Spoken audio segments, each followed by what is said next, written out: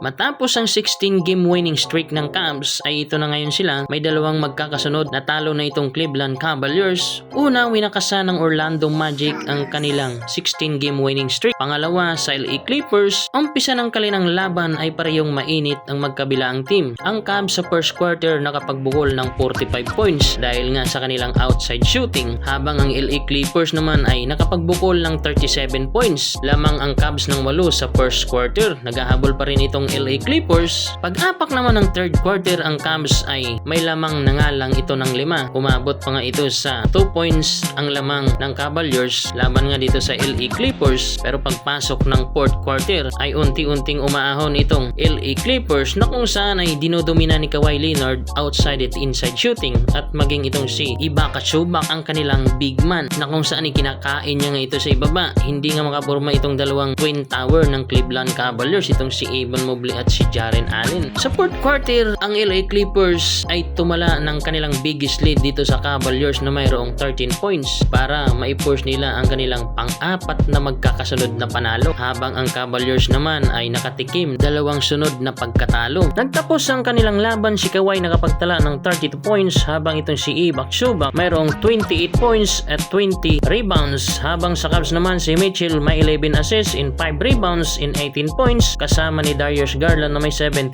points, 6 assists in 5 rebounds, at kasama si Max Strus na mayroong 24 points. Ang Cavs, isa ito sa best shooter sa 3-point area, pero tignan nyo naman, nakapagtala lamang ito ng 14 out of 41. Sa 41 nilang bitaw ay 14 lamang ang pumasok, 34.1 lamang sila sa 3s, habang itong LA Clippers nakapagbukol ito ng 16 out of 35. Sa 35 na bitaw, 16 ang pumasok, 45.7% ang LA Clippers sa 3-point area. Tignan nyo naman ang depensa ng LA Clippers. Walang duda kapag ikaw ay malakas sa dumepensa, tiyak na malilimitahan mo yung best team sa liga.